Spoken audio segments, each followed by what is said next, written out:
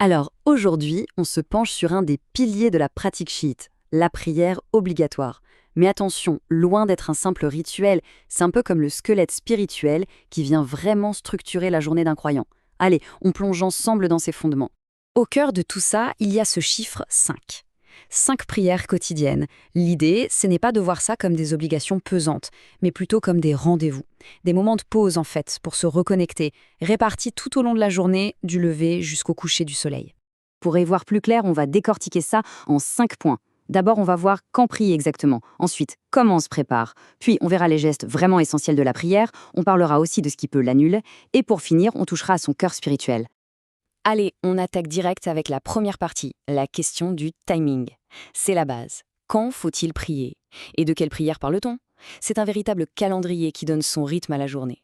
Ce qui est intéressant, c'est que ces 5 prières sont en fait regroupées en 3 grands moments. Le premier rendez-vous, c'est à l'aube, avec la prière de Soub. Ensuite, au zénith, quand le soleil est au plus haut, on a un deuxième bloc avec les prières de Dor et Asr. Et enfin, quand la journée se termine, au crépuscule, on a le dernier bloc avec Maghreb et Isha, qui peuvent être faites jusqu'au milieu de la nuit. Mais la prière obligatoire, ce n'est pas seulement l'affaire du quotidien. Il y a aussi des prières spécifiques pour des circonstances particulières. Par exemple, la grande prière en groupe du vendredi. Ou encore la prière des signes, quand il y a un événement naturel marquant, comme une éclipse ou un séisme. Et bien sûr, la prière sur un défunt. Chacune a son moment, son importance. Bon, on sait quand prier. Maintenant, comment on se prépare? Parce que oui, on ne se lance pas comme ça. Il y a plusieurs conditions à respecter pour que la prière soit valide. C'est l'objet de notre deuxième partie. Le béaba, la base de la base, c'est la direction, la Qibla. C'est l'orientation vers la Kaaba à la Mecque. Et c'est bien plus qu'une simple coordonnée GPS. C'est un symbole d'unité hyper puissant. Où que l'on soit sur la planète, tout le monde se tourne dans la même direction. Ensuite, la tenue. Là, il y a quelques petites différences. Pour les hommes, il faut couvrir au minimum ses parties intimes, avec une petite note. L'or et la soie pure sont interdits. Pour les femmes, la règle est de couvrir l'ensemble du corps, sauf le visage, les mains et les pieds. Et au-delà de ça, il y a des règles qui s'appliquent à tout le monde. Primo, les vêtements doivent être purs. Secondo, leur port doit être licite, donc évidemment pas volé. Et enfin, ils ne doivent pas venir d'animaux dont la viande est illicite, comme le renard, ou d'un animal qui n'a pas été purifié rituellement. Et pour le lieu de prière, alors là, il y a une subtilité intéressante. Le sol sur lequel on se tient n'a pas besoin d'être parfaitement pur partout. Par contre, le point absolument crucial, c'est l'endroit précis où le front va toucher le sol pendant la prosternation. Ce petit point-là, lui, doit être impérativement pur. Ok, on est préparé, direction, vêtements, lieu, check. On entre maintenant dans le vif du sujet, les actes de la prière eux-mêmes, et surtout ses fondations, ce qu'on appelle les piliers. Là, il y a une distinction super importante à faire. Une prière complète, c'est 11 éléments. Mais parmi ces 11, il y en a 5 qui sont des piliers, des rukn. Imaginez une maison. Si on oublie ou si on se trompe sur un de ces 5 piliers, même sans faire exprès, eh bien toute la structure s'écroule. La prière est invalide. Pour les autres éléments, il y a parfois moyen de corriger.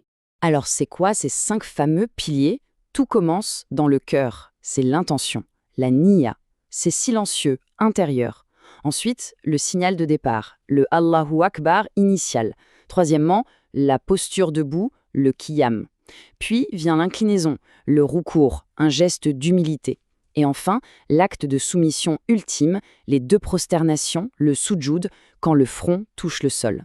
Bon, on a vu comment construire la prière, mais qu'est-ce qui peut venir la casser? C'est une question très pratique. Et la réponse tourne autour d'un concept clé, le maintien de l'état de pureté rituelle.